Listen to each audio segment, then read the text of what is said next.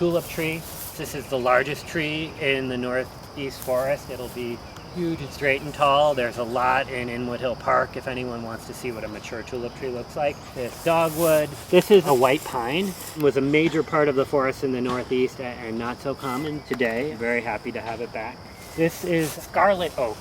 So we have 5 different oak species. The forests here are called chestnut, hickory, oak.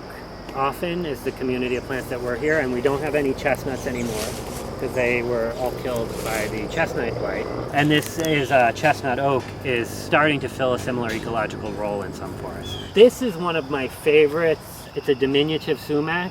It's a little more tidy than the common sumac that people see popping up on highways. It's called Ruth copolina, or winged sumac, or shiny sumac. I love the fact that it's happy in New York and comes up on its own. We work a lot in coastal areas. It's very happy. It can handle being flooded by Hurricane Sandy, and the fall color is spectacular. Procurement is always hard. You know, there's a lot of talk about native species and native gardening and butterfly gardens, but the plant industry is dominated by patented, manufactured almost plants, and so finding really the wild version of native plants is difficult. It's not the same business. So finding understory forest herbs, you know, your wildflowers that would normally grow in the forest, is quite challenging. We've decided to line the trails with roses. They're beautiful, they're good for wildlife. There are wonderful native roses that people don't plant a lot. This is Rosa Carolina, and hopefully it will help keep people on the trails too, because it's a little thorny. That's Rosa virginiana, another one of our native roses. They're not big showy flowers like we think of with roses, but they have lovely modest-sized flowers. They're great for wildlife. That is red cedar. It's a very common tree, especially on Long Island. Pops up in disturbed sites along the highway. But again, it's an important pioneer native species. This is a sweet gum, or liquid amber. It can handle periodic flooding, and this area gets flooded now and then. Native Americans would make a chewing gum out of its sap, which is apparently sweet. I've never tried it. Sugar maple are very interesting.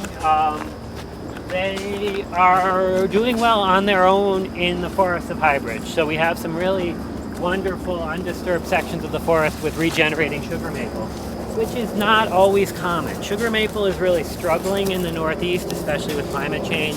You may have heard that we may not even be able to get maple syrup in New York State at some point in the future, but we expect that the sugar maple we're planting will do just fine. I'm guessing it's a scarlet oak, but we also have red oak that looks a little similar. By happenstance, these are 2 fantastic native plants that you should keep in mind. This is a much, I feel, an underappreciated fern. It's called marginal shield fern.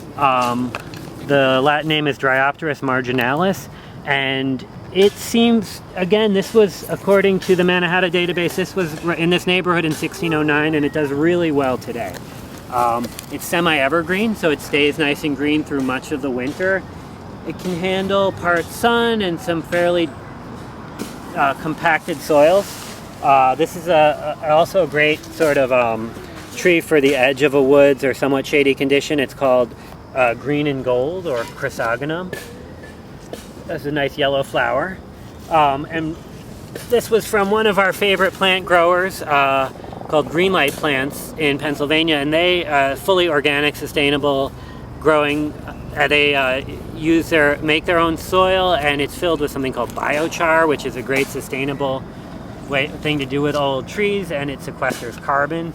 And you know, really the big story in having a healthy forest is a healthy soil, and the soils in New York are not what they were historically, so that's really the limiting factor in the diversity of woodland plants that we can establish, because the soils historically were very spongy and filled with organic material, and many of them are compacted and disturbed, and the chemistry has been altered by all the concrete and plaster in the city. So the urban forest is very different from the traditional forest, and really understanding the soil and doing whatever we can to help the life of the soil is really important.